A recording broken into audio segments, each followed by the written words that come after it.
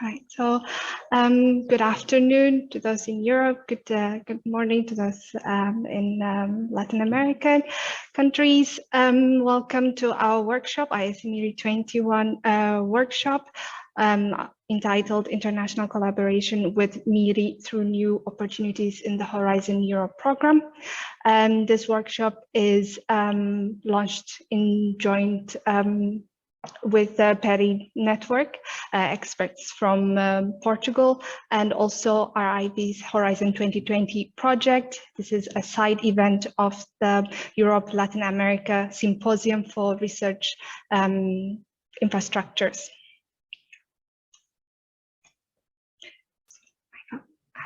Sorry.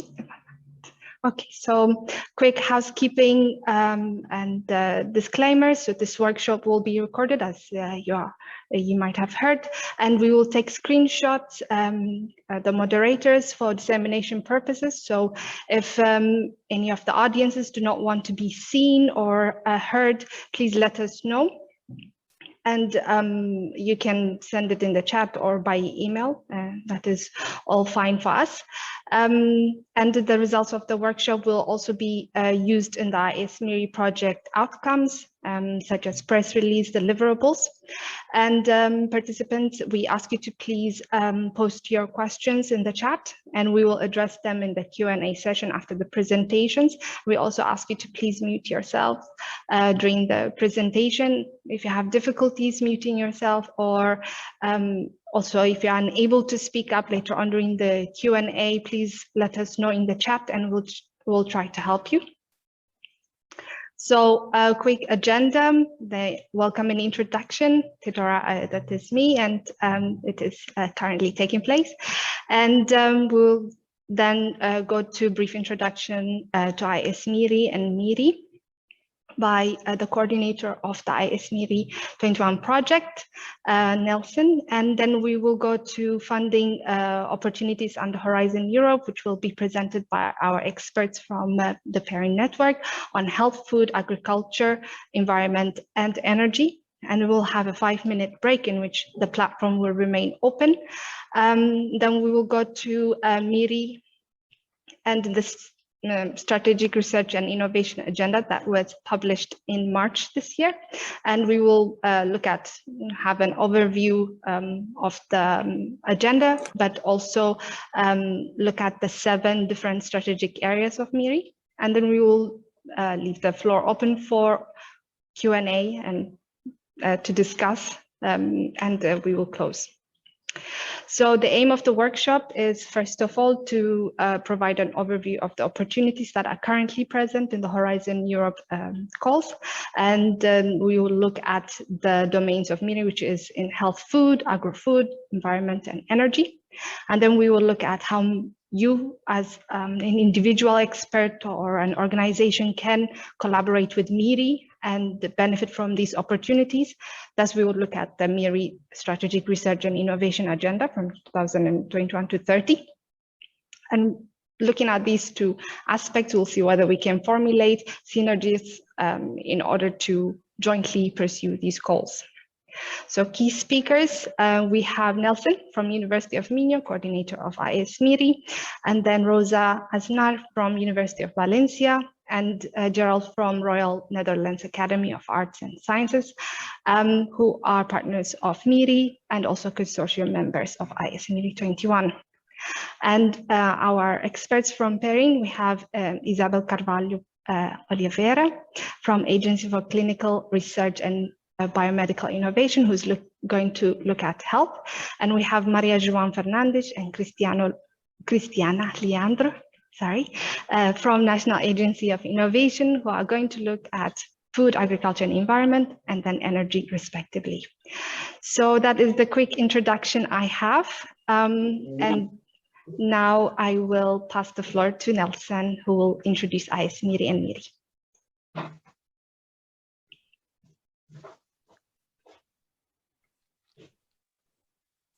Nelson? Yes. Yes, thank you. Let me share the screen. Good morning, good afternoon, everyone. It is my pleasure again to to introduce you briefly MIRRI 21 and the MIRRI partners. And let's start with the current Horizon 2020 EU funding project, that is the implementation and sustainability of microbial research infrastructure for the 21st century. And this project was launched and started last February 2020, and we expect to finish it in January of 2023. That means that we have a 3 years project. And the main idea here and the mission of this project is to implement MIRRI itself, that is the European research infrastructure on the domain of health and food, called microbial research infrastructure, and secure its long-term sustainability. With this in mind, we'll try to serve our stakeholders, providing a broad range of high-quality biological resource and associated data, and the long-term sustainability of microbial and the diversity and knowledge and professional development, using also and developing training and education programs and other expert clusters to provide services, and also TNA, that is transnational access programs, and many other services that we try to implement and to nowadays we offer and provide to stakeholders. So to achieve these goals and to as main outputs, we develop a collaborative work environment that we can nowadays go to the MIRRI web page and you can check this. We have nowadays open the one site shop catalog for microorganisms, so we are merging our catalogs to have one single catalog under the MIRRI umbrella. As I told you, that one key element is the TNA programs, transnational access, that could be in 3 directions to use our facilities, our products, and also our service. Establish the programs of training and education, and of course that we are always open to enlarge the membership of MIRRI and the collaborations with the different countries, organizations and experts at the European level, but also beyond of EU. Currently, the project was designed taking account the partners that have signed previously the MIRRI Memorandum of Understanding, and that means that we have in our consortium 10 countries, 9 from the European Union member states, and 1 associate European country, that is the Russian Federation, and in a total of 14 partners and 80 third parties that give us a good broad range of activities and cover quite well the different regions and different activities also.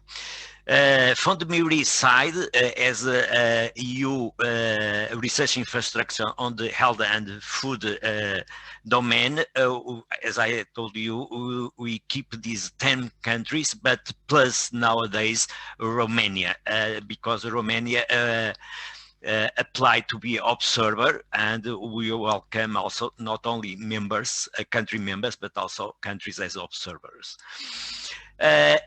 if you make a zoom of these countries, we go to the national nodes and from these prospective members, and from these 11 countries, we have several research, biological resource centers or culture collections in different countries that give us again more than 50 microbial domain biological resource centers or culture collections, and connect to this research institution across of these countries.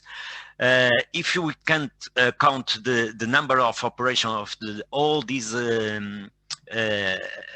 organizations and collections, we have a combine of 2,800 years, because as maybe you recognize, we have among us some collections that comes from the early times, from the early times of I fully appreciate if you can switch off your microphones, please. And that some collections come from the early times of the microbiology, and they have more than 1 century, like Institute Pasteur or CBS, now currently known as Westerdick Institute. All these collections altogether, we have more than 400,000 microbial resource as holdings in a very diverse taxonomy groups. This means that when we put all together, we have we achieve a high level of excellence and a unique situation around the world, because we gain here visibility and of course a broad range of service activities, expertise accumulated, and biological resource also in a very huge range of taxonomic groups. And this make MIRRI as unique and excellent. So this give you an overview of what we are. So I pass now the floor to the other speakers. Thank you, Nelson. Yes. Can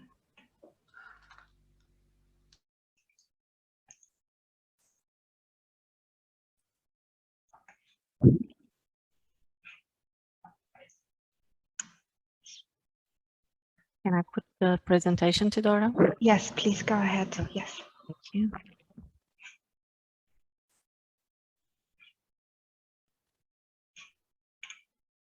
I would just ask you to confirm that you're seeing it. Yes, And if it's okay, it's full screen. Okay, thank you. So good afternoon to you all. My name is Isabel Carvalho Oliveira, and I come from the Agency of Clinical Research and Biomedical Innovation, as Teodora said a while ago, ICIB. And ICIB, as ANI, the National Agency for Innovation, are with other agencies under PERIN, the Portugal in Europe Research and Innovation Network, which gather all the national contact points for the Horizon Europe. Before starting with the Horizon Europe, we would like to give you a snapshot of the participation of the Latin American and Caribbean countries in the Horizon 2020. And here we are focusing just on the topics that are in this event: health, food, pollution, energy, and biodiversity.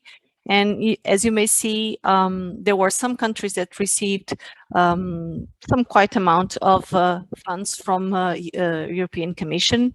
So this is quite possible. This is trying to stimulate you to collaborate with Europe, because that's quite important. So here we can see that Brazil, Argentina, Chile, Colombia were the ones that received more money, but many other received also. In total, in these areas, it was about 30 million. And when we look by area, we can see that health was the area that received most money. This is not surprising. This was mainly due to the Zika. So European Union participated with many funds in the Zika research. So now entering in Horizon Europe. So Horizon Europe is the European Research and Innovation Program. It's a program that lasts for 7 years. It starts in 2021 and it will last until 2027. So the main goal is to strengthen Europe's scientific and technological basis. It's also to boost Europe's innovation capacity and competitiveness, and also to increase the number of jobs in Europe. And last but not least, to deliver on citizen priorities and sustain social economic models and values. So this is really important. To show you how the Horizon Europe is structured, this is not very different from what was the Horizon 2020. It's made of 3 pillars and 1 horizontal pillar. The pillar 1, it's mainly dedicated to fundamental research. It's where you can find the European Research Council and also the infrastructures where MIRRI is. Then you have pillar 3, which is in the opposite side. It's more focused on innovation, disruptive innovation, but it covers all the value chain. And then you have in the middle pillar 2, which is where you have the clusters that we are here presenting today. And this is a strategic pillar from European Union. This is where you have the priorities dictated by the European Commission, sorry, and where European Commission thinks that it should invest in what it's needed for Europe. So the whole program, it has about 95 billion euros. As you can see here on the left, pillar 2, it's the pillar that has more money, and this is also because it includes 2 other funding instruments, the missions and the partnerships that we are briefly talking about it. Just to tell you that when we are talking about the pillar 2 and those priorities that are indicated by the Commission, you can find those priorities in the work programs. So all or any of these clusters, each of these clusters has a work program. These programs are biennial. This now is for 21-22, and then we'll have another one starting on 24. So here you can find just the print of the cluster 1, which is health, cluster 5 and cluster 6. And we advise you to look at these documents and not just go to the funding and tenders portal, because when you go to the funding and tenders portal to look for a call that might interest you, usually you go by keywords, and you might miss a topic that might be written in a different way. So we advise you to look at these PDFs that we can give it to you later, and look at the index and read all the topics that you have, and then go and check the topics in a thorough way. So just to show you how the work programs are structured, they are structured in big chapters that are called destinations, and those destinations have expected impacts. And all the projects will have to contribute to these expected impacts. Then under each destination, you'll find the calls with the topics, which are what you should look at the beginning. And with the topic, you have the year where it's going to be open, the type of action that we are talking about, the expected outcomes of that topic, and the scope of the topic. So your projects will have to answer to the scope, expected outcomes, and the expected impacts of the destination where the topic is in. In terms of the types of actions that can be found in Horizon Europe, there are several, but here we brought you just the main ones. Here, the first one, it's the research and innovation action. It's an action dedicated mainly to research. It's funded with a 100% funding rate. Then we have the innovation action, which is more dedicated to innovation. It also has research, but it's more to proof of concept, pilots, to try new projects, processes. And this action has a funding rate of 70%, except if you're a non-profit entity where the 100% rate applies. Then we have the coordination and support action, which the funding rate is also 100%. Here, it's not to fund research. It's mainly to help European Union to define the programs, the priorities, the strategies that can be found in later in future programs. So how can you participate in these projects for Pillar 2? First of all, as I was saying at the beginning, this is a collaborative pillar. So here you cannot, an entity cannot apply just by themselves. They have to be in a consortium. And the general rules is that that consortium has to have a minimum of 3 organizations that have to be from the member states or associated countries. At least one has to be from the member states. And then you can, the type of entities that can be in the consortium, it depends on the goals, what you write in your proposal. So there's not a rule for that. There's not a tip for that. It's exactly what you need. It's what you should put as entities in the consortium. The areas that are going to be evaluated are the same that were in Horizon 2020, which is excellence, impact, and implementation. And one modification from the Horizon 2020 is the page limit. Now you have to be much more focused, direct, really to the point, since the page limits changed from 70 to 45 pages now. So here we are talking about international cooperation. We want you to cooperate with European Union, with the European countries. And why? Because most of these challenges are really global challenges, so we all can take advantage of it.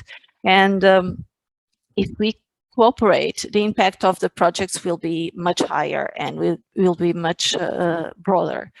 Then who can participate? Not only the member states and associate countries, but also some other countries that are listed in some of the annexes of the work programs, and all the other countries, except if they have any sanction, all the other countries can participate. However, not all of them may receive funds. They can receive funds if there is any agreement with the European Commission, or if there is any previous identification of that country to be present in that specific topic. Otherwise, the countries or the entities from those countries will have to fund their own participation. Now really entering on the cluster health, sorry.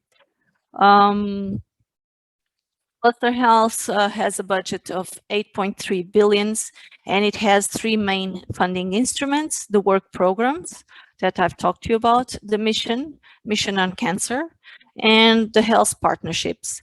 On health, we have 9 partnerships. Some of them are institutionalized partnerships, some of are co-funded partnership, and 1 co-program partnership. And what we tried to do here was to see what you have written in your strategic research and innovation agenda, and see how we could match those areas with the areas of health.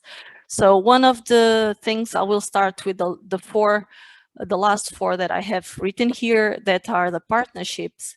The first 2, the EU Africa Global Health and the Innovation Initiative, Innovation Health Initiative, are 2 partnerships that are institutionalized partnerships, and they have their own, they are an entity.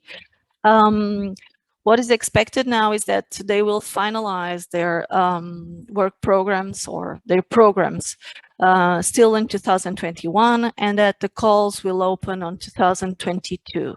That's what expected.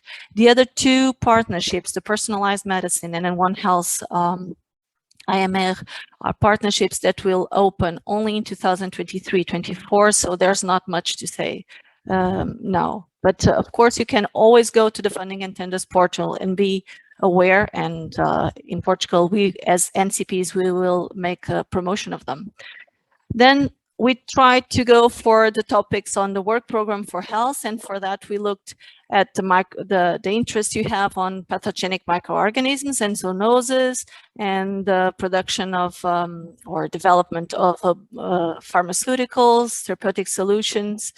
And so we found some topics that we are going to present. Just to give you a brief image of the cluster health, it is divided in those big chapters that, as I talked before, it's 6 destinations. There is more or less a grading area here. It starts in destination 1. It's more focused on the citizen, to keep the citizen healthy. So it's more health promotion, disease prevention. Then on destination 2, it's more environmental determinants, occupational determinants. So it's what surrounds the citizen and what can be done to contribute to the health of the citizen, but from the surrounding. And then on destination 3, it's really on diseases. Here, the goal is to decrease the disease burden. So it's to know more about the diseases, but also to develop new therapeutics, new diagnostics, new prognostics, new treatments that can improve or reduce the disease burden. Destination 4, it's focused on the health systems. Destination 5, it's more for new tools, technologies, digital solutions that can improve health. And then the last destination, it's more for the health-related industry. We want to, or European Commission in this case, wants to improve the competitiveness of the health-related industry, not only in Europe, but also worldwide. So the topics that we have chosen to bring you here are 7 topics. 5 are from the work program in 2021, and the last 2 are from 2022, or not the work program, but the year, sorry. So the first one, it's to build a European innovation platform for repurposing of medicinal products. This is a quite big project. So if you can see, it's a 50 million euros in this call, just for 2 projects. So it's expected to be 25 millions per project. Then we have a topic on personalized medicine and infectious diseases. Then next generation advanced therapies to treat highly prevalent and high burden diseases with unmet needs. We thought this would also go with the goals that you have for the MIRRI. Then we have the green pharmaceuticals topic. This is mainly focused not only in the not in the pharmaceuticals, but really on the process that it surrounds the production of these pharmaceuticals. Then it's a topic related to the antimicrobials development, procurement, and responsible management of new antimicrobials. So this is not a very how should I say, sexy topic, because it's not very profitable for industry nowadays to make these antimicrobials, and that's why Commission wants to bet on this and try to help the production of new antimicrobials. Then on 2022, we have this preclinical development of next generation immunotherapies for disease or disorders with unmet medical needs. And the last one is the vaccines, developing the next generation of vaccines. This is to capitalize on all the knowledge that was conquered with the COVID vaccines. Just to let you know about the timeline, we have the calls of 21 will start now in June, and the deadline will be in 21st of September. Then we'll start this single stage topics for 2022 that will start on the 6th of October and that will end on 21st of April.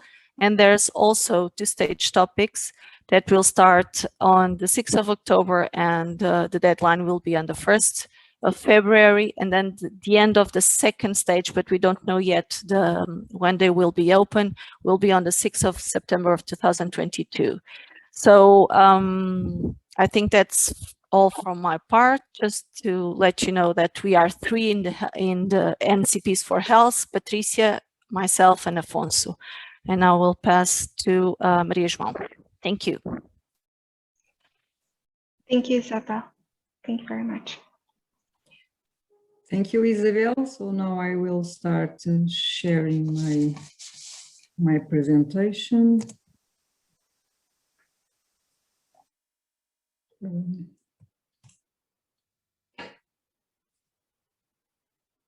First here and then here. Is it okay now? Yeah. Okay. Yes, okay, yes. Good afternoon, everybody. It's a pleasure for me to be here on behalf of ANI, together with my colleague Cristiana. So now I go to an area that is covered in Horizon Europe, like Isabel mentioned, under Cluster 6. And Cluster 6 has a long name, so it stands for Food, Bioeconomy, Natural Resources, Agriculture and Environment.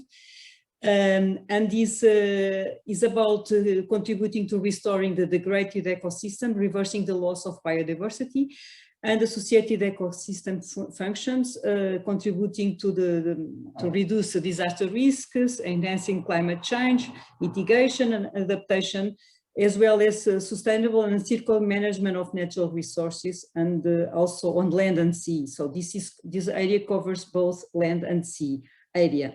It's a cluster with a total budget for the 7 years, about 9 billion euros. And these represent more or less 17% of the budget allocated to the Pillar 2. And in terms of the budget of comparing to the other 5 clusters, so this is in number 3, after Cluster 4, Digital, Industry and Space, and Cluster 5, Climate, Energy and Mobility. It is structured for the 7 years around these 7 intervention areas that is covering environmental observation, the biodiversity and natural resources, agriculture, forestry and rural areas, seas, ocean and inland waters, food systems and bio-based innovation systems in the EU economy, and circular systems. So this means that this is for all years, but biannually we have topics allocated in the work program, which is the ones that we are going to present today. So the cluster, but the budget for the 7 years is around 9 billion euros, but only part of it is allocated to topics. Part is allocated to the missions. We'll see the missions more important to this cluster, and also to partnerships, and one in particular, which is industrialized, so is managed by external body, and is in a collaboration, a public-private partnership between the European Commission and the European Consortium of Bio-Industries.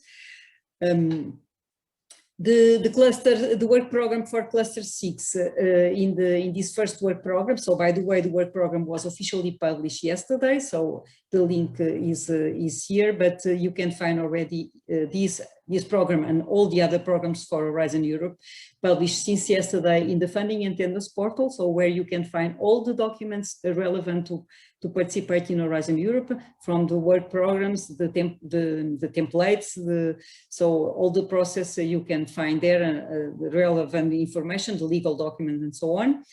And so it is structured in these first 2 years, in these 4 years, around these 7 destinations. So destination 1 is about the biodiversity, destination 2 about the healthy and environmental friendly food systems, destination 3 about the circular economy and bioeconomy sectors, destination 4 about zero pollution, so clean environment and zero pollution, climate 5 focusing on land, oceans and water for climate action, destination 6 is a strong link with the social science, resilient, inclusive health, and green rural, coastal, and urban communities. And finally, the governance aspects and digital aspects are covered under the governance destination 7. However, besides this specific focus of each of the 7 destinations, in fact, the thematic areas are a little bit spread along all the work program. And so what we recommend that is when you are looking for a specific topic of your interest, maybe it's better to use a keyword of your interest, because in addition to one obvious, like if you're working on the oceans, you can go directly to destination 5, but there are other topics related to this area, oceans and water, that you can also find in one of the other destinations. The destination with more topics and budget is destination 2, followed by destination 1, destination 7, and destination 3. So and another important issue is that the many topics of this work program is only for funding one project, so it's really competitive. Although some topics allow the funding of more than one project. So just to give you an idea, it's a huge work program with 568 pages. But the majority of keywords, if we look for the keywords, we see that they are mainly related with agri-food, climate, bioeconomy, digital, earth observation, but also the social science and humanities.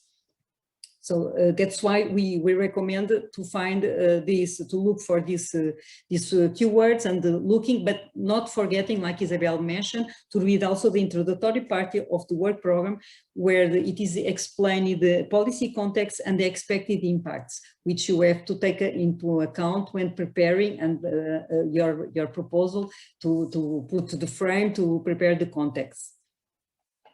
The Green Deal is one important, and you probably heard about it already, because this is an integral part of the current EC strategy to implement the 2030 agenda and to achieve the United Nations Sustainable Development Goals. So besides several strategies contributing to the cluster 6, this is the one that contributed the most, and they have a strong impact also through the other substructures, let's call like that, like the biodiversity strategy, the farm to fork strategy, the European Climate Pact, and the pollution, also industry pollution. So here this slide mainly wants to show you that how the impact of this Green Deal that impacts in fact all the Eurasian Europe, but in cluster 6 is very evident, and also in each one of the destinations of the cluster 6. So the next 6 slides I'm going to show you.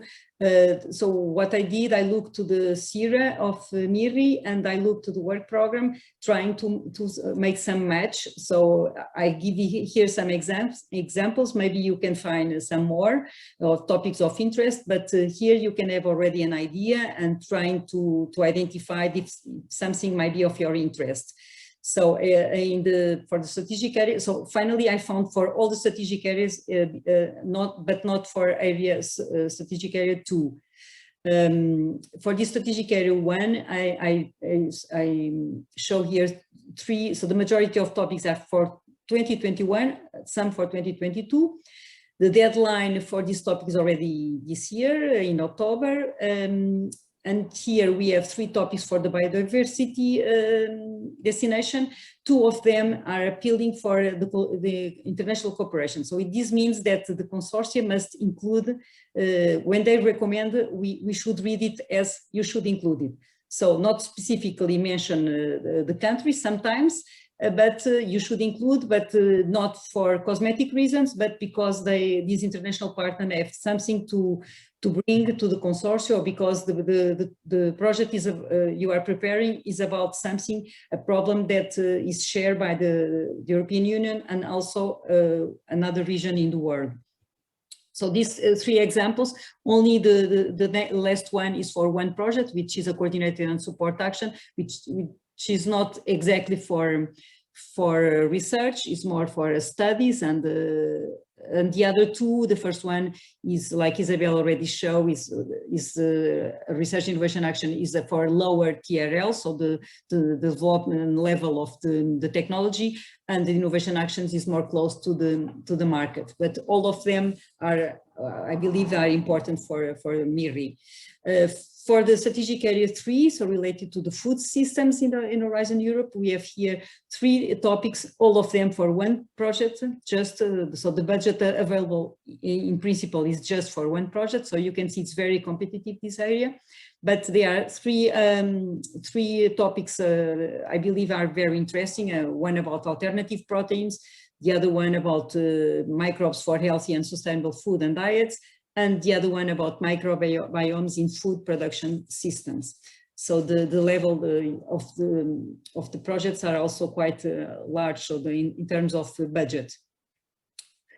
For the strategic area 4, so these are topics relevant to 2 destinations, destination 1 and 2. And here they are 3 examples. You can see one about breeding, the other one about sustainable, resilient, competitive European legume sector, and the last one about the risk assessment of new low risk pesticides. So the objective here is also to replace the pesticides for something that brings less risk for that. And here, of course, it's also relevant to the mission caring for soil is caring for life. For the strategic area 5, we have here also the contributions, interest of 2 destinations, so destination 3 and destination 4. And there are 2 projects, 2 suggestions of topics for 2 projects, each one of them calling for international cooperation, one dealing with marine microbiome, another one with environmental services and bioremediation and revitalization of strategies for soil, sediments and water. So they are quite large in terms of ambition also. And for strategic area 6, again, relevant for 2 destinations, 3 and 4, 3 more topics. One about novel non-plant biomass feedstocks for industrial applications. One about microbiomes again. So as you see, microbiomes are really relevant here in this work program. And the other one about preventing groundwater contamination and protecting its quality against harmful impacts of global and climate change. 2 topics, again, calling for international cooperation. And finally, for strategic area 7, relevant for the destination 1, we have here 3 suggestions of topics. One about participation in global biodiversity genomics in endeavors aimed at identifying biodiversity on Earth. The other one, understanding and valuing coastal and marine biodiversity in ecosystems. And the other one about exploring the connections between biodiversity, ecosystem services, pandemics and epidemic risks. And one, again, relevant for international cooperation. So I really believe that here you can find lots of good opportunities to collaborate and to participate in these projects and a large relation with MIRRI activities. We would like to call your attention for the identification. So this is a new program, Horizon Europe, and there are some change compared to Horizon 2020 for those who are familiar already with this program. So I give here an example on the identification of topic for a cluster 6, but it's more or less similar, the same for the other clusters that we are representing here today. So first you have the Horizon, which is the program, then we have the cluster here, cluster 6, then the opening date, so this is a call for the 2021, and then the destination, so this is the example for the first destination, biodiversity. Then this is the call, and here we will have in this program and maybe in the others different kinds of implementations. So this is a single stage. So in 2021, there will be only single stage, so which means that proposal is submitted just in one phase, full proposal.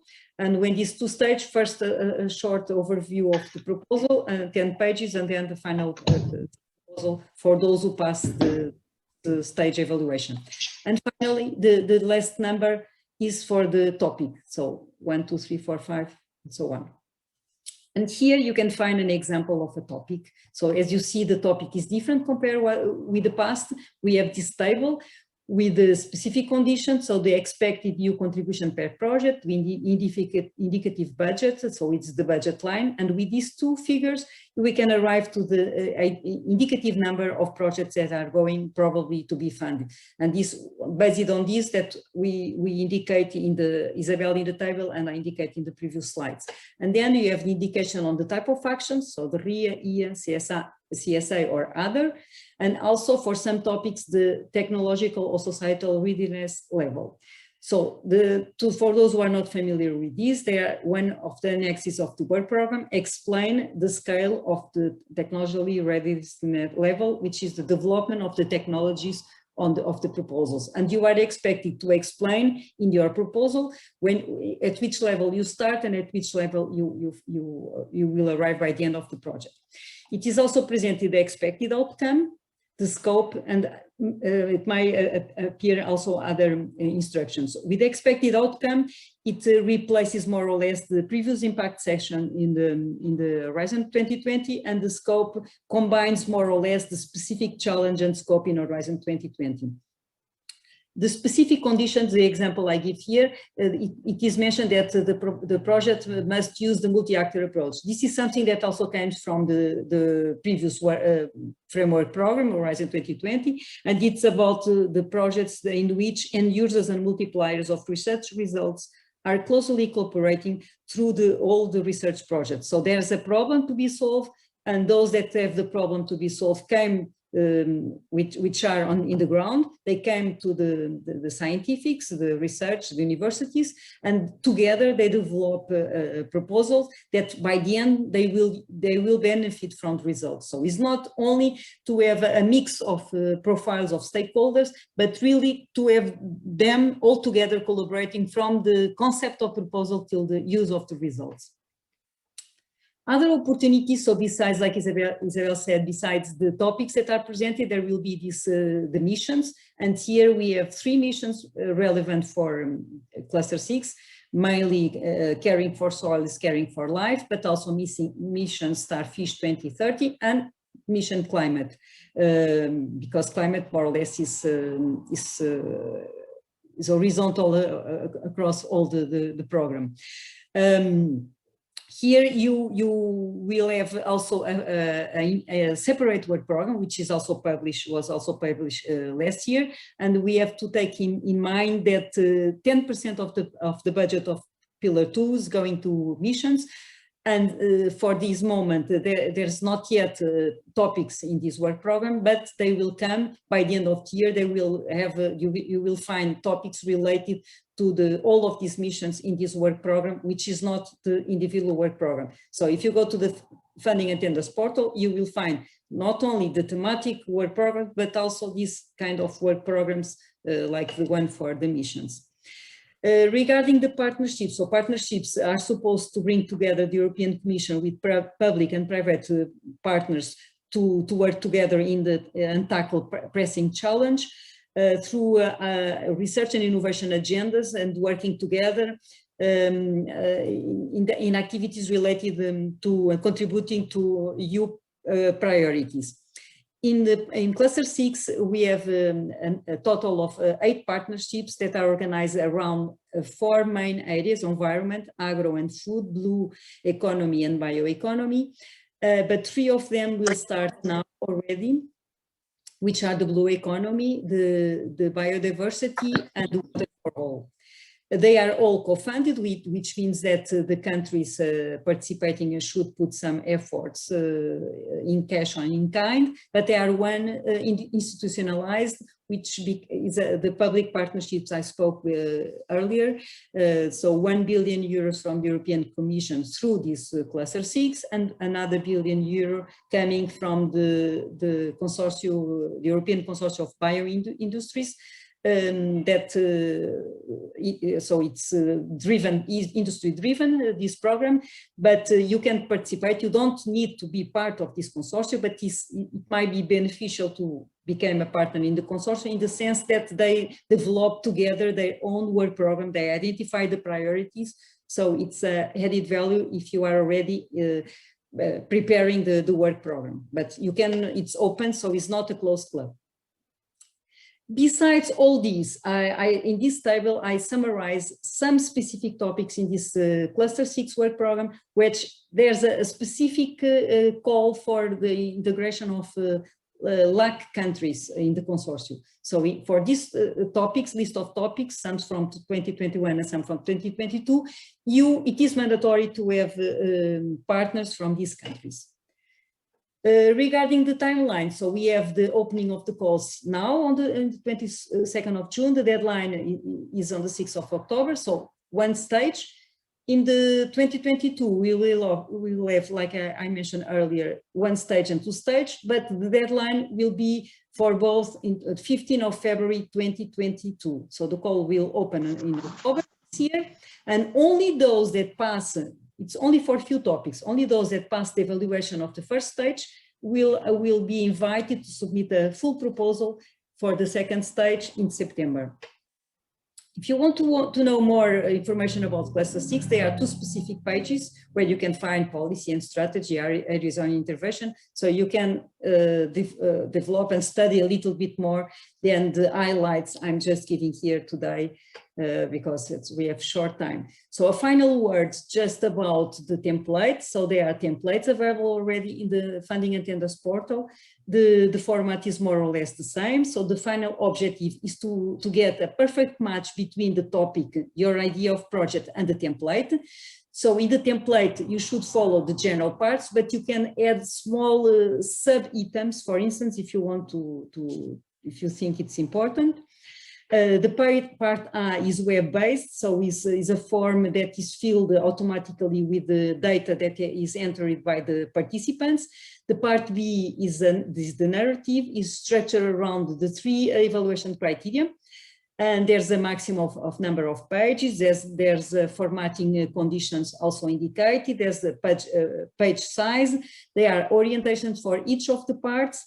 You start writing in the Word document that you can download when the call opens, but then you have upload and in the PDF format.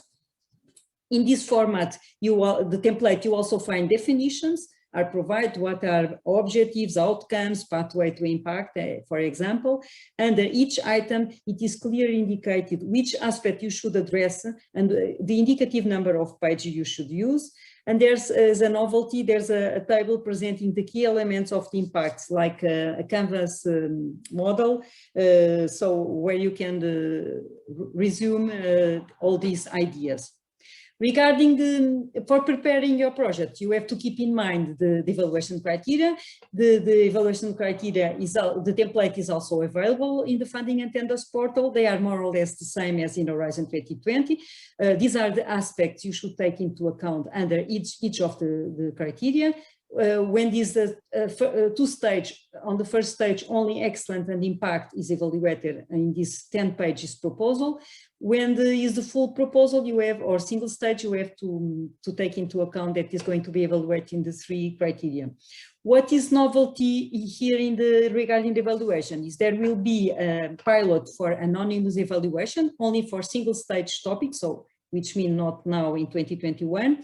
And this means that the evaluators will not know when they evaluate the outline proposal who is behind the proposal. There's also, as a novelty, the right to react to evaluation. So applicants can react to experts in the individual comments, and then the experts will have to take into account these reactions before finalizing their own assessment. For some topics, for some proposals that make a portfolio approach toward a specific goal, the evaluation might be in 2 steps, and the second step is how they contribute to the measure common goal. Also, as a novelty, there's a new approach to impact. So the applicants must describe a plausible pathway to impact over time, including beyond the lifetime of the project.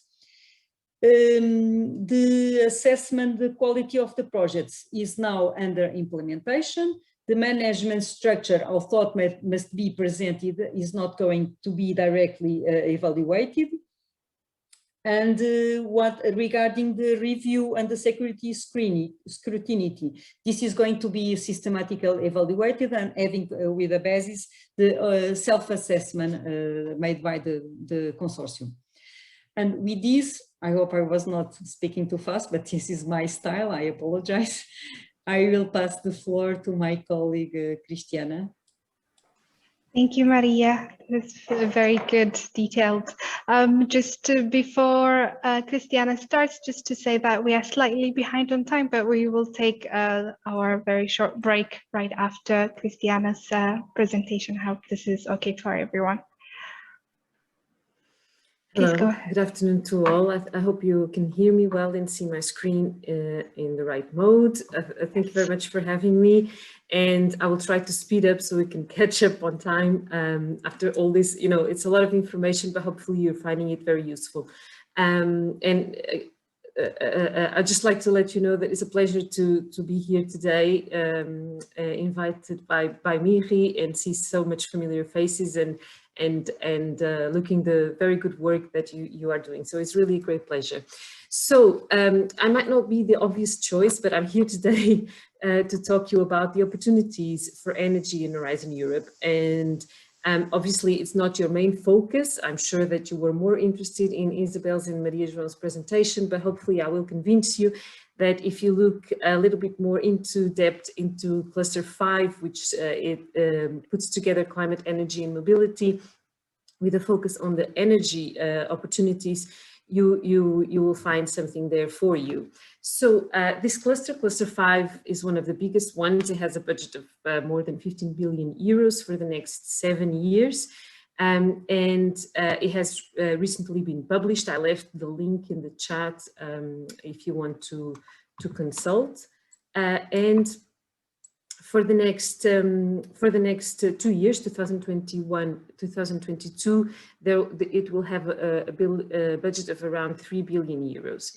Today, I will try to give you an helicopter view of the main strategic guidelines of cluster 5, which will then be materialized in topics, but I will not go into depth in the topics, but I'm sure that the presentations will be available for all participants, so then you can consult what we are here trying to present to you. So just in a general words, the main objective of this cluster is to accelerate the twin green and digital transitions, so the very famous twin transitions, and consequently contribute to the transformation of our economy, our industry, our society, with a view to achieve the very much wanted climate neutrality in Europe by 2050.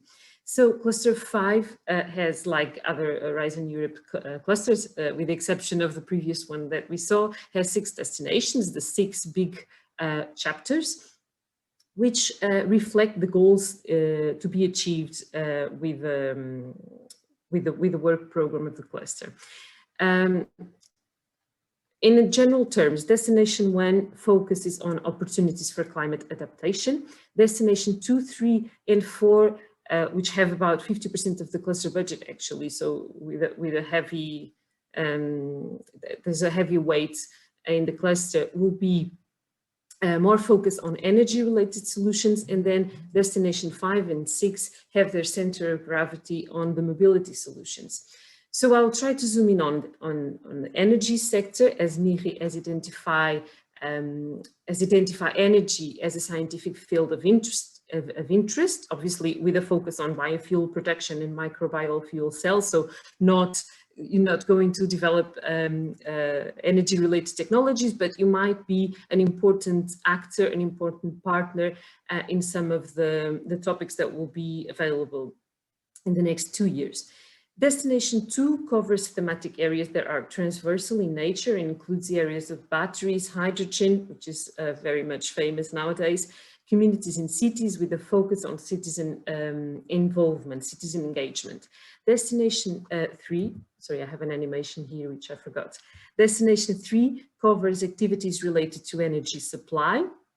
and has a large slice of the budget that will fund activities to promote the European leadership in affordable, safe and sustainable renewable energy technologies.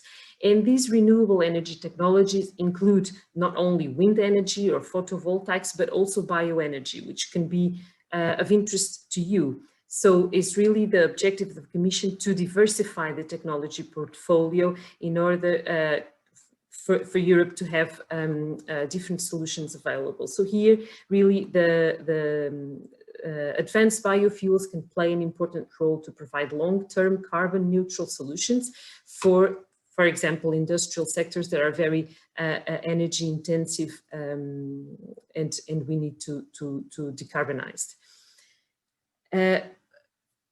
It has also an important part dedicated to the development of carbon capture using storage, so CCUS as the CO2 emission mitigation option. And this is basically what you'll find under this destination.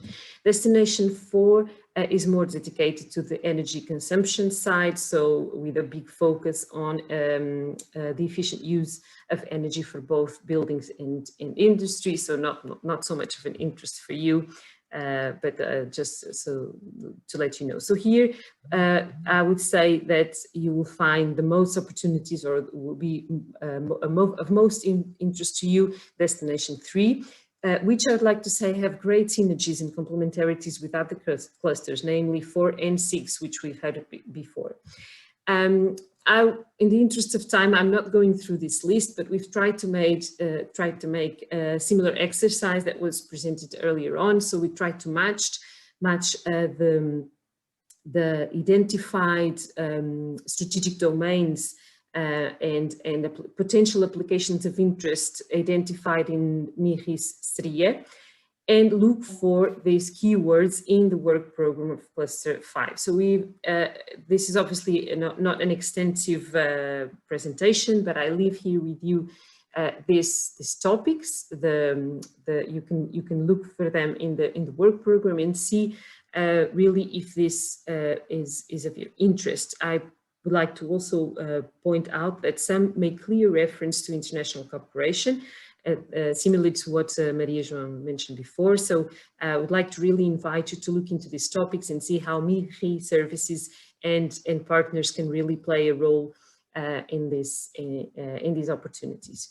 In Cluster 5, the first calls will open on the 22nd of June, and the first deadlines are not very long in time, so it will be in the beginning of September.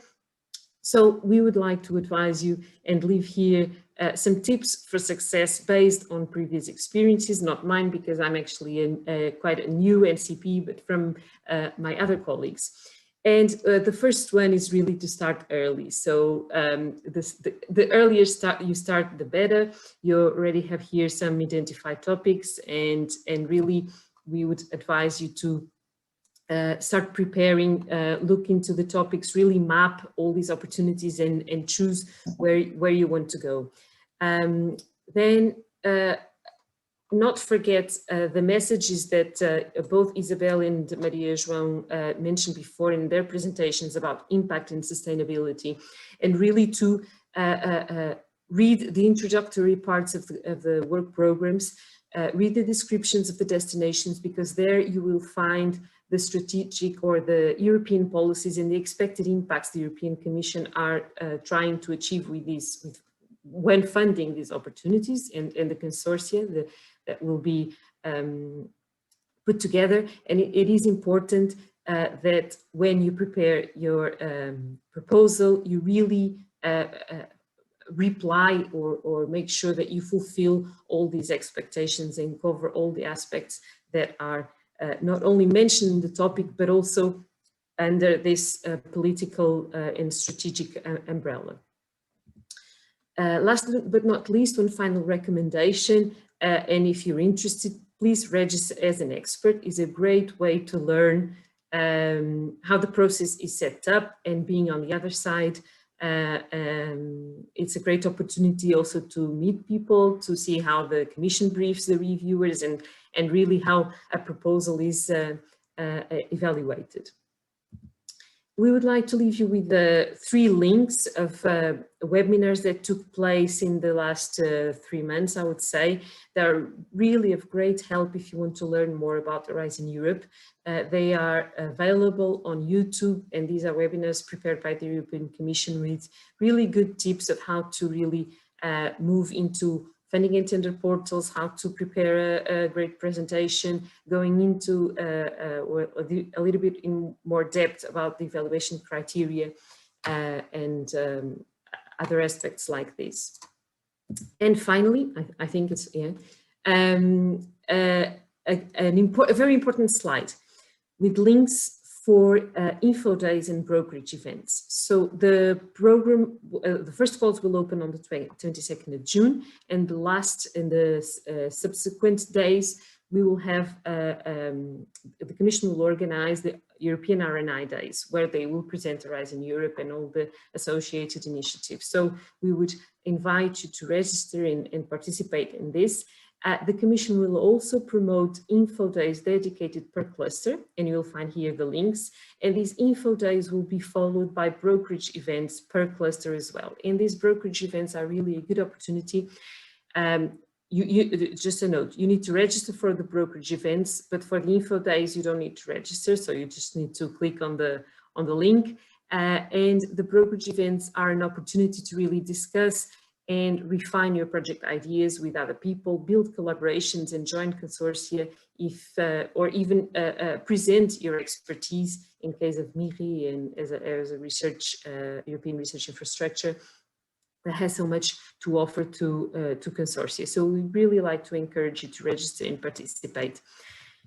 Today you saw 3 faces from the PERIN network, but we are much more distributed by the 7 agencies that Isabel mentioned. So you can find our contacts, your emails, our phone numbers in the PERIN website. Please do contact us. We are available to help you, and even if we don't know the answer, we will pass to the best person that can help you. And I think this is for me. Apologies if I went too fast, but I try to speed up in order for us to catch time. Thank you very much. Thank you, Christiana. Thank you very much. So maybe right now we can have a short break, about 5 minutes. I think that would be enough for us.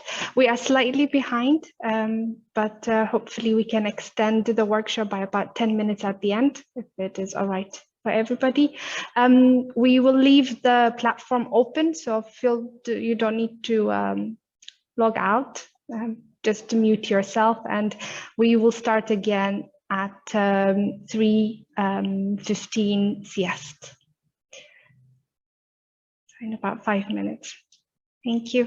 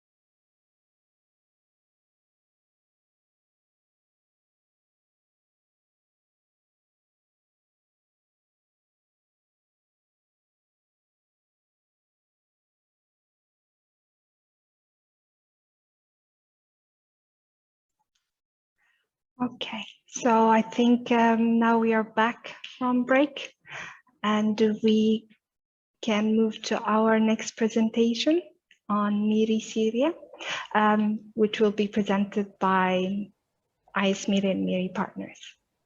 So I give the floor to Nelson.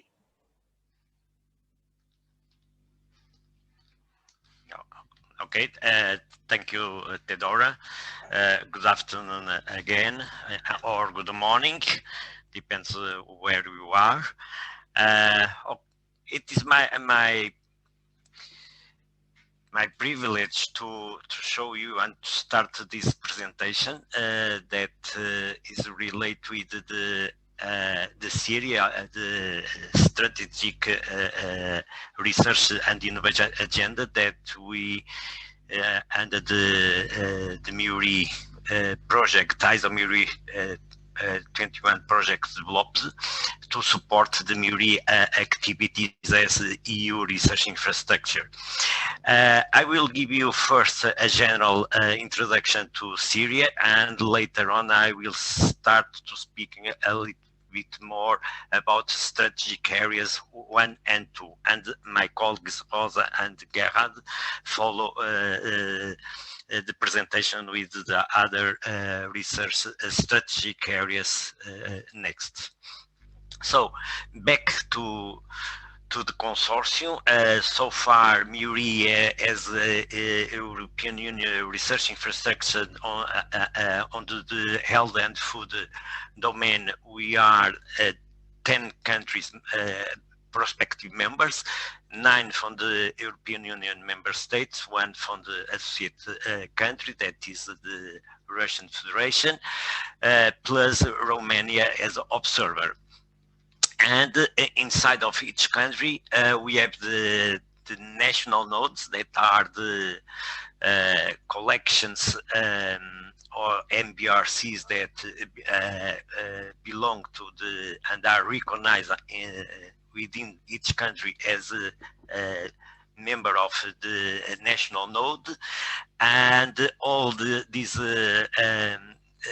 collections and MBRCs are more than 50 that totally combine a long experience and a solid experience in this domain on the preservation of microbial resources as well as the associated data. And we totally, the holdings are that we preserve are more than 400,000 strands, covering a different taxonomic groups, and with a long experience and expertise in this dealing with this microbial taxonomic groups. These put together give the critical mass that we experience nowadays as MIRRI as a whole, and give also and pave the MIRRI as excellence in the field. But this is support also for the cutting edge technologies that we have among us.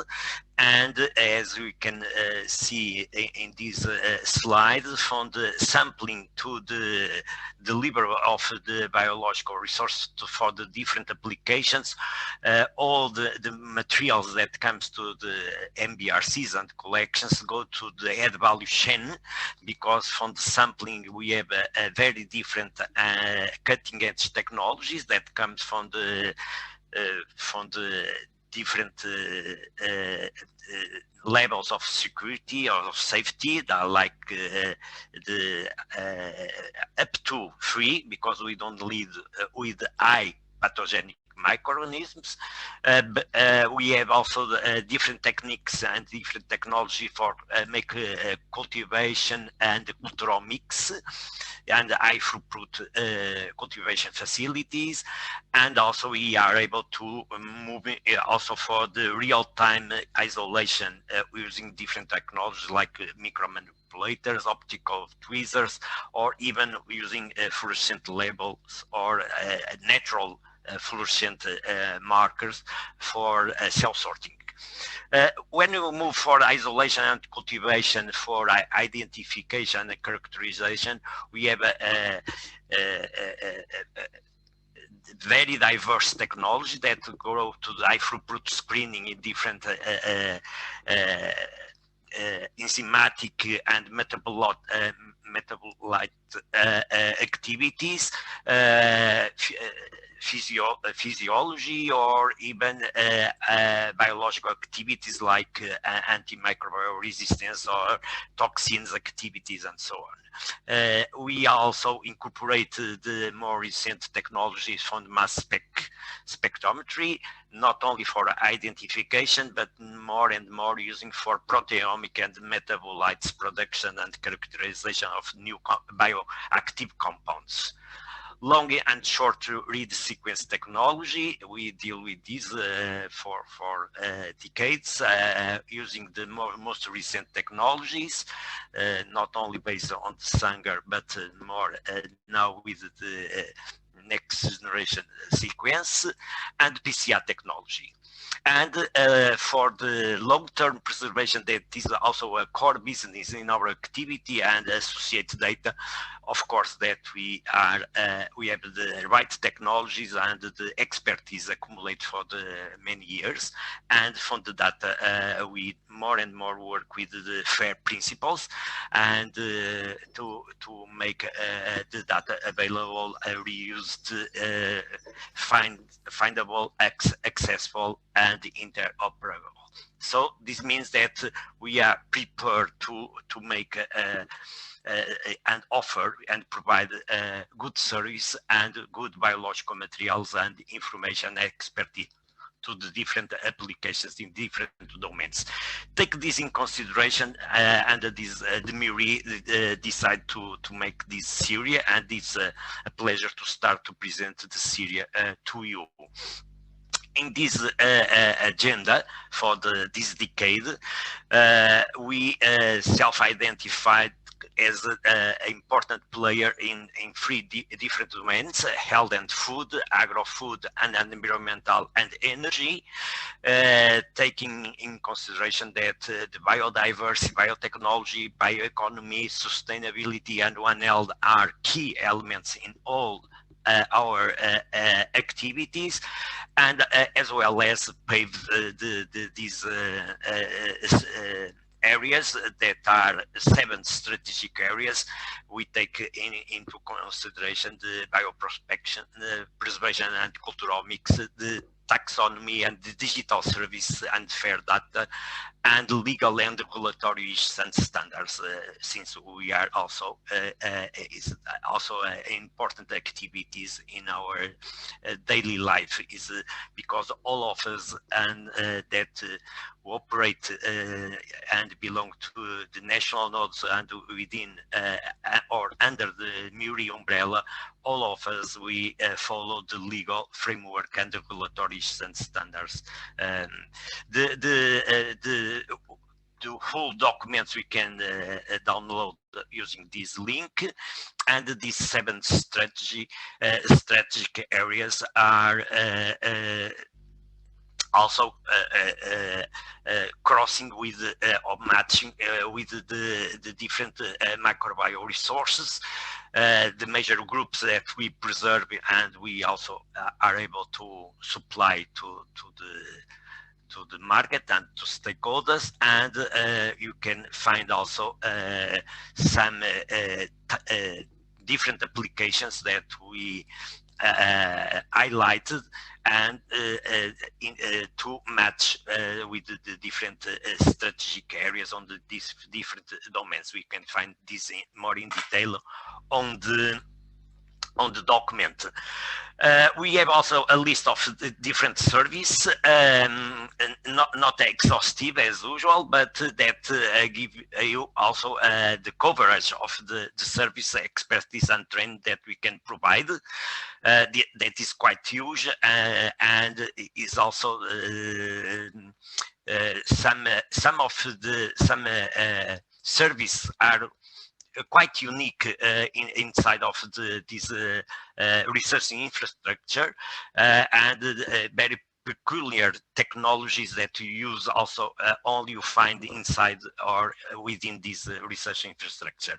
Nevertheless, we also present applications specific integrated service in these three scientific domains. I don't go in details, but only to show that we are also able to integrate this service and expertise in a more complex way to develop workflows to offer to according the demand of the stakeholders.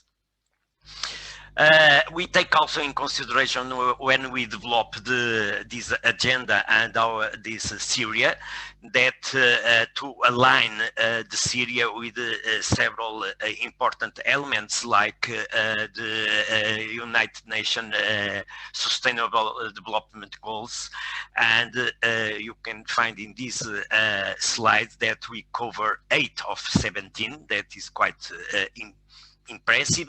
And if you go to the different domains, the 3 domains of the Syria, you can see that in some goals we cover the different domains match well some of these goals, like the number 3 or the 6 that of course that we are in a very good position also to be aligned with these sustainable development goals.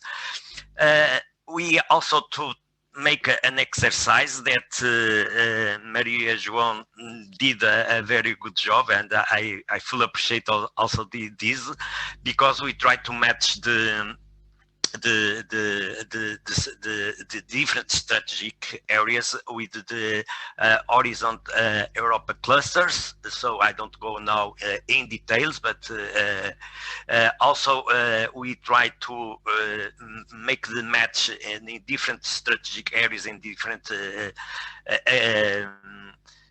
expertise that we have also with the Horizon Europa missions, and you can now understand how important this is to make proposals and to submit projects. Also with the European partnership, that it was before well developed yet, and of course that MIRRI as a research infrastructure is not a single research infrastructure. We belong in an important ecosystem at European level in the research infrastructure, and we are able to cooperate and make synergies and complementarities with other research infrastructure in health and food, and we list the other research infrastructure where we are able to collaborate and cooperate, and also in the environment infrastructure. So this means that when we developed this agenda, we took this in consideration, and to map and to match and to make clear where we are and what we intend to do in this decade, and also the directions and the cooperations and collaboration that we are also able to develop with these different programs, initiatives, and other research infrastructures. So moving for the strategic area number 1, that is related with the pathogenic microorganism, the human and the human-animal infectious disease. In a very short way, MIRRI's commitment in fight against infectious disease, offering mainly expertise and technologies, and also working in the different topics like the virulence and the antimicrobial resistance, provide the reference strengths since we are the repository, the natural repository of microorganisms to provide these reference trends. Also develops a strategy for pathogen monitoring, including the cutting edge technologies, and developing treatments and vaccines. And of course, take this in consideration. We were so far involved in two projects that were submitted yet under the Horizon Europe, that it was related with fair and open data sharing and research infrastructure service related with COVID as the emerging disease or pandemic disease. So this means that in this research strategic area we can cover and match and other collaborations and work and offer service on this field. Moving for strategic area number 2, that is related to the development of new biopharmaceutic and therapeutic solutions. Of course, that we are able also to supply and provide resource to develop these solutions. And on production of functional foods, probiotics, prebiotics, symbiotics, and nutraceuticals, we have a huge expertise and a lot of research done on these fields. Use of microbes, microbiomes as the fecal microbiome transplantation or bacterial therapy. But as you fully can understand, microbiomes are now in a different fields and are quite important approach to get new solutions. So we have this expertise within MIRRI also. And microbiome therapeutics in association with personalized medicine, or even go further, new effective non-conventional antimicrobials such as microbial cellular nanoparticles, microbial fluorescence inhibitors, surfactants, and so on. And of course, phage therapy or even other bioactive or explore bioactive compounds comes from the different groups not well explored, like marine microorganisms, to explore the bioactivities for the different treatments. I put phage therapy because I wish to finish my presentation of this strategic area number 2 with this example that comes from my research center. That is the use of bacteriophage as use it as a new possibility of treatments against, for instance, Acinetobacter baumannii, and using lysines that comes from the bacteriophage or the polymerase. The lysine is now under trials and is a patent. You can see how the lysines attacked and boost the bacteria on this move, and on the bottom left we can see also when we use the polymerase from the bacteriophage when we have only infect mice with the bacteria and the polymerase, we have a better survival when we compare the infect mice only with placebo. That the infections kill more fast and in 100% of the infected mice. So this is something that is new, and they are now exploring different ways. So we have plenty of room to make collaboration in these fields with the different expertise that we have in our consortium. So I stop here and I give the floor to Rosa to continue this presentation. Thank you, Nelson.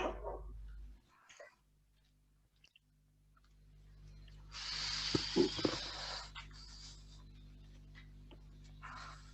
Okay, can you see the screen?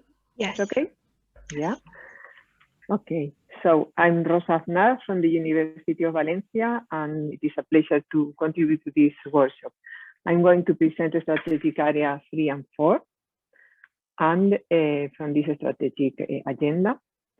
Strategic area 3 focus on research and development of new, safe, healthy, and sustainable food and feed products.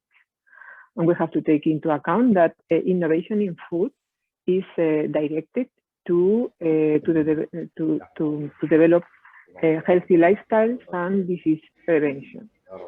So, there is a huge, a growing demand from consumers for functional food, and even some of these functional food are being developed just customized for specific population groups. Another focus is in looking for alternatives to the use of chemical additives. In fact, the European Commission is very committed to the consumer's health as it is reflected in the One Health approach, but also on the planetary limitations, which is also reflected in the circular value-based economy concept. So the food innovation has to be in balance with a resilient food system. And these two items are reflected in the Farm to Fork strategy. We can see that it takes into account food, health, planet, and future, and also in the Food 2030 policy, which targets for sustainable food production, trying to reduce by 50% the use of pesticides, the nutrient losses, the use of antimicrobials, and targets to increase the organic farming by 25% at least. And these two are also aligned with the Green Deal priorities. There are many microbial solutions that are in line with this food policy of the European Union. For instance, microbes can be used as food, so they can be new sources of proteins, a supplement for human food or animal feed. A large amount of functional foods are elaborated with the help of microbes. Here we have probiotics, but also some prebiotics produced with the help of microbes. And also the food-gut microbiomes interaction. The study of this interaction is a source of novel functional food, leading to discover or to use any other kind of products that can be substrates or dietary substrates, or can have some health promoting properties. In addition, we cannot forget that the agro-food chain generates a huge amount of waste, 700 million tons per year in Europe, and microbes can also be used for recycling in such a way that these raw materials, these secondary raw materials, can be used by exploited as carbon and nitrogen sources by microbes in microbial fermentation, thus contributing to this circular bioeconomy. In addition, it is also important to know that these microbes can be used as biopesticides or and also biofertilizers, thus reducing the use of antimicrobials for farm animals and in aquaculture, and therefore contributing to the animal health and welfare and plant protection. MIRRI is a key resource in this kind of food system revolution, since MIRRI provides centralized access to a huge diversity of high quality, legally compliant microbial resources and their metadata, which can help to accelerate their valorization. In addition, MIRRI provides a complementary expertise of partner organizations in different areas, and these can be also provided as workflows, therefore enabling product developers a fast track in microbe search and selection. In the strategic area 4, we focus on resources and methods for biological management of soils and crops. There is the paradigm healthy soil, healthy microbial ecosystem, and that means that we need to take care of this microbial biodiversity of the ecosystem, since bacteria, fungi, and other microbes are part of the soil ecosystem, and they contribute to 80 to 90% of this soil's biological activity. And this biological activity is a better indicator of the soil health than its physical and chemical properties. Therefore, soil management has to take into account the preservation of this biodiversity to maintain a sustainable crop production. In addition, soil microorganisms can also affect human health, and it is important to take into account that they can be part of this ecosystem, since they can directly affect human health by infection or just by acting as reservoirs of antibiotic and antifungal genes. Microbial solutions in this strategic area come from the plant microbe interactions for plant health and crop management. And so beneficial microbes can be used to reduce the usage of chemical fertilizers by half, then having a low cost of agricultural production, and also have the advantage that they do not deteriorate the soil quality. In addition, biocontrol can also be approached using these beneficial microbes or their secondary metabolites to control pathogens, and then reducing the use of pesticides. Microbes can also help to remediate these contaminated soils, and thus contributing to a sustainable farming system. MIRRI is a key partner for the improvement of soil health and fertility and crop management, since MIRRI can assist by the study of soil microbiomes to unravel the microbial population supporting this healthy ecosystem. And so in this way, it can be a tool to assess soil health. MIRRI can also provide beneficial microbes, as it was previously mentioned, to be applied as, for instance, nitrogen fixing bacteria in soil or in seeds, or also in providing microbes harmful to pest organisms. In addition, MIRRI can also contribute by the isolation and identification of specific microbial strains that can be then used as biofertilizers and then used as an alternative to chemicals for an ecological and agro-food production. It really fits very well in the Horizon Euro clusters, cluster 6, as it was mentioned before. It considers food, bioeconomy, natural resources, agriculture, and environment. But in addition, as Nelson has previously mentioned, MIRRI can also provide application-specific and integrated services, combining the expertise of different of the partners. And in this agro-food domain, for instance, in the food production processes, as an example, we could provide, for instance, in vitro screening of different strains, just looking for strains with antifungal or antibacterial activities that could be after that used as an alternative of chemicals for food preservation. Or for instance, it could be also applied just for using microalgae strain selection, and then going to the process to the optimization of their culture to get mass culture for the production of food ingredients useful for aquaculture, feed, or also for the production of food ingredients. In another aspect, for instance, in food safety, we can also provide genome analysis of strains, for instance, for food safety assessment in case of strains that are going to be used as probiotics, for instance, or for any other application in food. But also we can, MIRRI can also provide, for instance, analysis of mycotoxin profiles. And in the case of applications for agriculture, I would just mention some, for instance, selection and characterization of arbuscular mycorrhizal fungi strains that can be applied in agricultural and horticultural crops, or also in the case of biofertilizers, we can also provide support for identification and quantification, and all which is required for registering purposes of these biotechnologically important strains.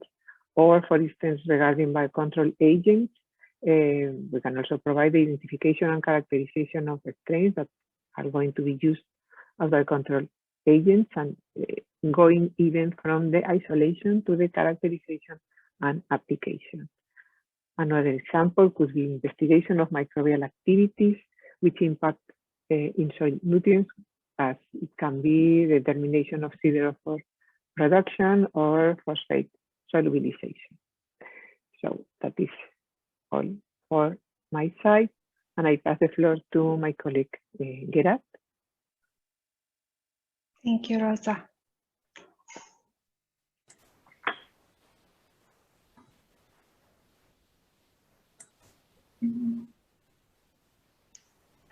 I believe you'll be able to share your screen now. Yes, I will. Yeah. Sure. Yes.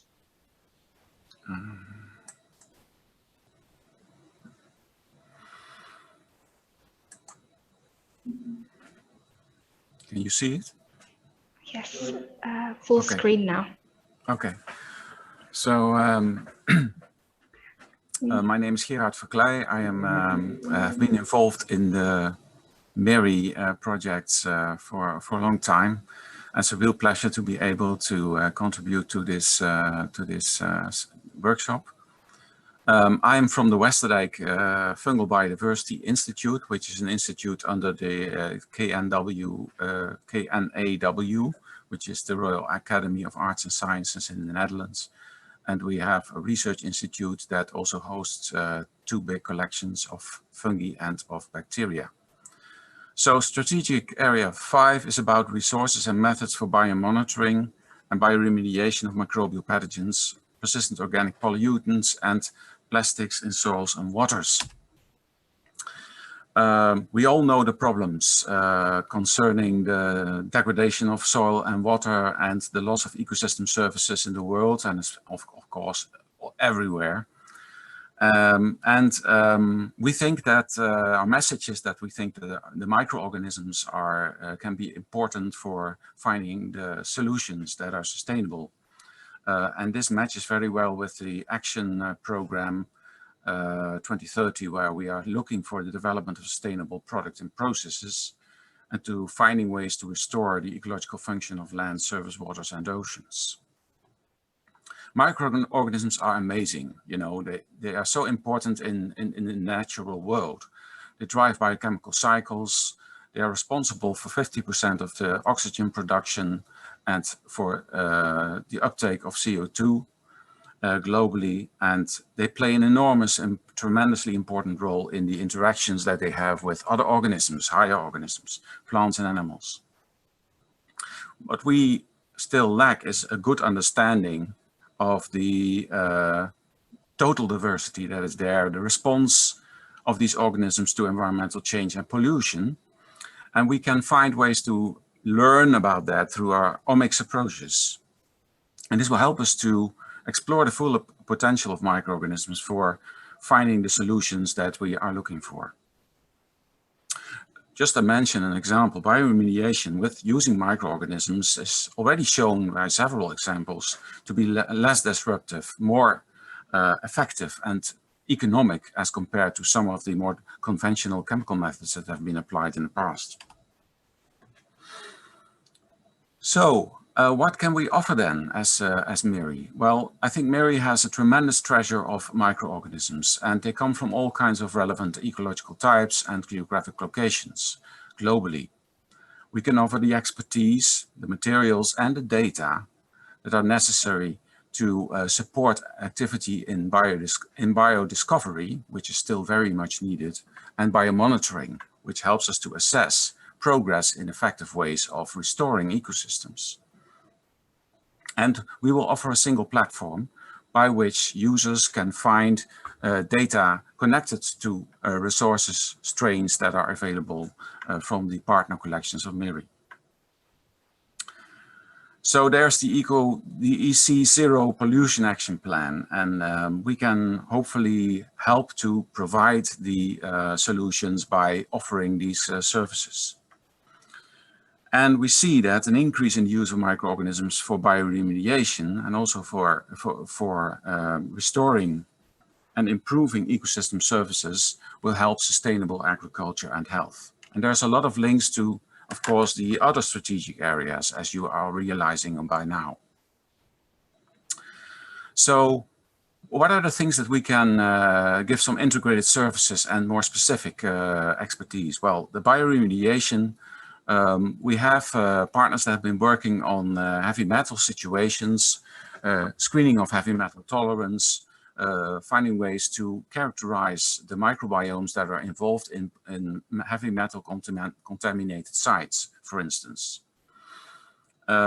We also can offer the screening of existing microbial resources for biotransformation of organic pollutants. For instance, for the polycyclic aromatic hydrocarbons, there are microorganisms that can process them and so that we can diminish them from the environment. There's the characterization of microbial communities, the isolation of strains from nature, and also the selection of strains from the already available resources in the collections of the MIRRI partners that can be used for applications, for instance, in wastewater treatment processes. There are microorganisms that produce the famous polyhydroalkanoates, which is the good alternative for plastics, these bioplastics. And there is this fascinating application that is called the self-healing concrete, where certain bacteria that are spore forming and that can be incorporated into the matrix of concrete can actually be activated when there's little cracks existing in them, and water and air comes into contact with these incorporations, by which the calcium carbonate production will solve the problem of filling the cracks. So there's very important, of course, the enzymatic activities of microorganisms that are of great interest to environmental restoration and also industrial processes. There's the counseling for microbial bioprocesses that we can deliver. For instance, studies of growth and production, screening for particular tolerances that are relevant to biotechnological applications, or the analysis of biotechnological relevant behavior, such as flocculation or foaming. In the following strategic area, which is on research and development of renewable bio-based chemicals and bioenergy sources, we, of course, are looking for the ways to replace the fossil fuels and come to more renewable energy resources. Now, microorganisms have been proven to be quite interesting for finding ways of transforming biomass and other organic wastes into usable bioenergy products, bioalcohol, biochar, and also syngas, for instance. And these novel applications that we could develop together with other partners can also help us to use specific components that are present in biomass and can be used, for instance, as input for bio-based chemistry precursors, pharmaceuticals, and food and specialized chemistry products. So MIRRI is offering a tremendous diversity of strains. We've mentioned it several times, from different ecosystems, different climate situations, different locations that have suffered from human intervention and other disturbances. And the DNA barcoding information that we have on our resources, and also the whole genome sequencing data that are increasing rapidly now, provide possibilities to study the evolutionary relationships, biochemical pathways, and adaptive mechanisms.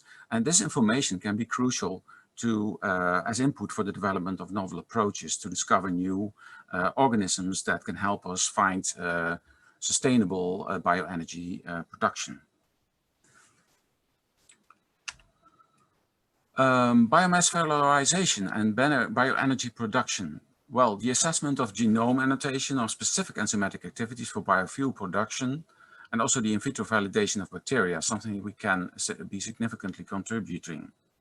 Characterization of microbial communities or strains for enzymatic activities aimed at biomass degradation and waste to energy valorization. And also microalgae have been mentioned already. They can be used to grow in mass cultures, also for biofuel production in several applications. And a field that I'm most active in is in preservation of microbial biodiversity as a curator of a big collection. And for sure, I mean, I think that if we look at the Horizon Europe missions, MIRRI realizes that it can play a role. The caring for soil is caring for life, and the mission Starfish 2030 for restoration of oceans and waters has already been mentioned. But the mission's success really depends on improving our basic understanding of the composition and functioning of natural microbial communities. And so what we have to offer is something that comes from a long history, as already mentioned by Nelson in his introduction. Culture collections, some of which have existed for over 100 years. Microbial diversity has been studied a lot in these centers, and we have accumulated really unique biodiversity already from pristine habitats. Often these habitats have been lost in the past or have been seriously affected. And we also can offer new resources that are isolated in our projects and that are continuously added supplemented with new data that can be used for research and for solutions.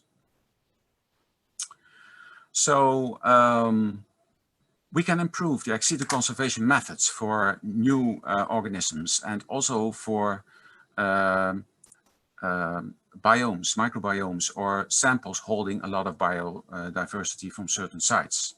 We can describe and preserve the ex situ materials. We can characterize the strains at the microbiome and the microbiome samples at a genomic and phenotypic level.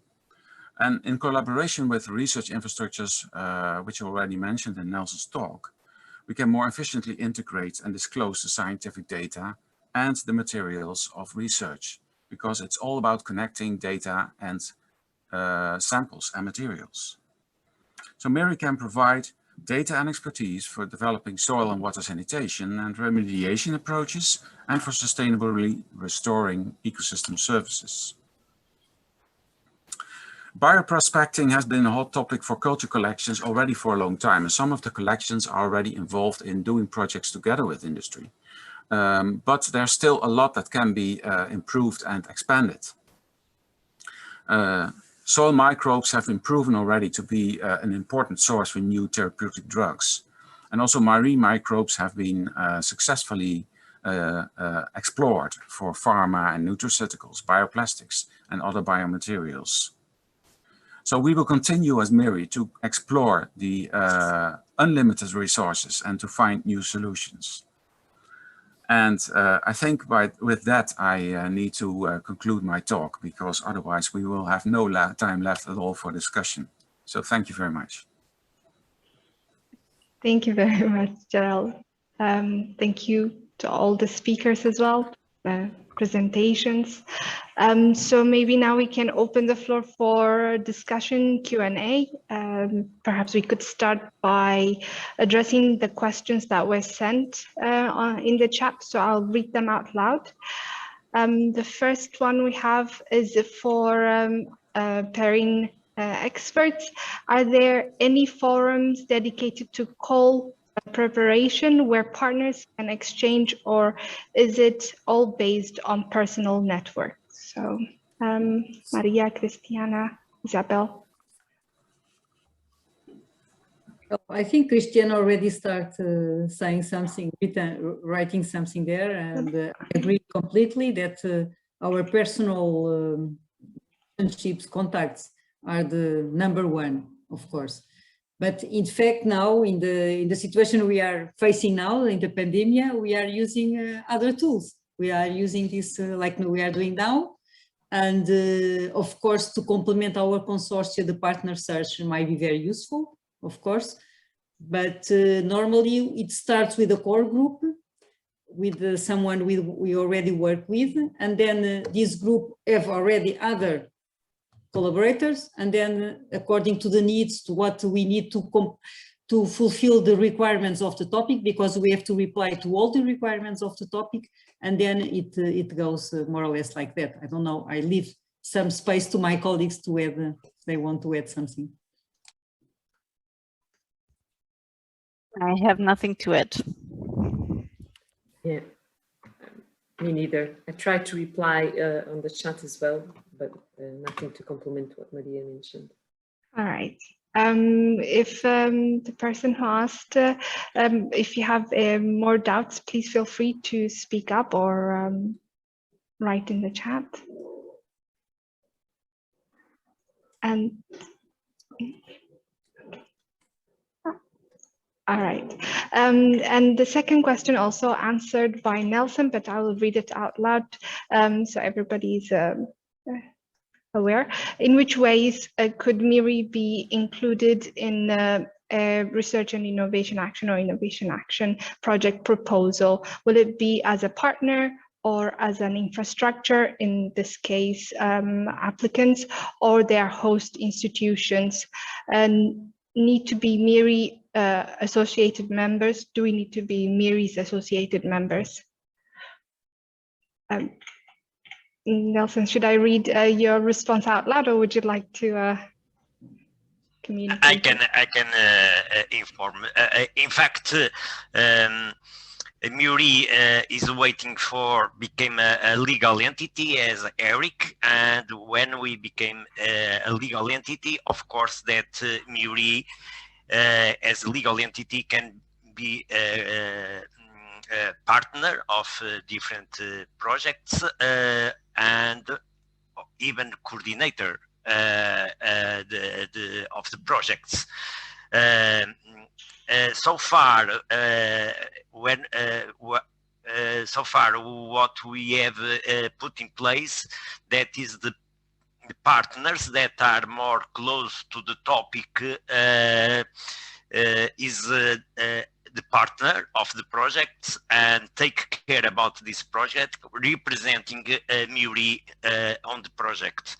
So and sometimes it's not only one single partner or one single institution or organization, can be one partner associated with third parties or more than one partner of the belong to MIRRI, but it depends of how the consortium and the coordinator ask for the complementarity and the synergies. Again, this is a key element that is very important, because the projects, as most of you knows, are very competitive, but they are based on excellence and in the complementarities of activities and the synergies and the novelty. So to achieve this, we need to be very clear on what MIRRI can provide as unique for the consortium, if you are invited for other partners to belong to and to participate on these projects. But we expect as soon as possible, when it became Eric, to start to participate as MIRRI itself. Thank you, Nelson. We have one more question. Okay, so the person has said thank you. Another question is there any vacant chance or open calls for collaboration currently during COVID-19 pandemic? The research mobility has been affected badly because there is limited access to labs. I can try to reply to that one. Well, the calls will be open, and they will be open even during this the COVID-19 pandemic. So in terms of mobility, that doesn't depend on the program. It depends on other restrictions from the countries. It's another level. So, but the collaboration and the cooperation can always be done. Well, depends on the collaboration, but it can be done in each place. You don't have to move. It would be great, but still, it might not be the limitation.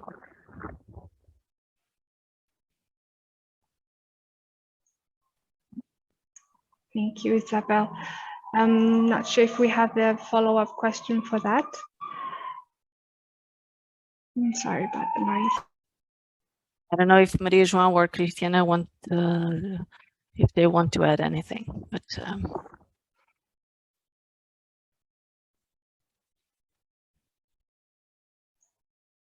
Believe no. Then maybe we can open the floor. Anyone would like to unmute and share their thoughts, ask questions?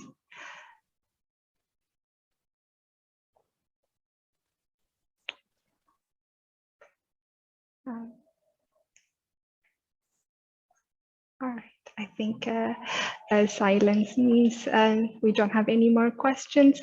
In this case, I would like to thank all the presenters, all the speakers from PERIN, from MIRRI. Thank you very much for all the work you did, for detailed presentation, and also for the participants, for audiences, thank you for joining us. I'm sorry for the noise in the background. Yes. So I would like to send you an anonymous survey. So this is just to collect your thoughts, what you thought of the event, how it helped you, and also if you would like to get hold of us, whether it is experts from PERIN or MIRRI partners, please fill in. And it will only take 3 to 4 minutes to fill in, and we would be very happy to get hold of you and see if we can jointly collaborate, pursue some calls. Other than that, nothing from my side. I would like to leave the floor to Nelson and maybe Luis as well, Executive Director of MIRRI, to say the final words. Okay, is only to say that thank you to the speakers comes from the PERIN, of course, that they were very instructive for all of us. Thank you also to the participants to join this workshop. I expect and we expect that we can improve our collaboration and as well as motivate you in your countries to promote MIRRI and in order to contact and to enlarge MIRRI as much as possible. So we are always available to discuss with you. Please use our website ISOMIRRI21 or the MIRRI website. You find the emails to contact us. So all your comments, suggestions, information that you want to clarify or some ideas are all welcome, and we'll try to provide the best discussions with you. So thank you all. And I pass the floor to Luis, that is the Executive Director also. Thank you so much, Nelson and Flora. I really don't have nothing important to add. Just thank again all the speakers and the attendees for attending to this workshop, and to ask you to keep following us in our work on our website and social media. And hopefully we can find future opportunities for collaboration. Thank you very much.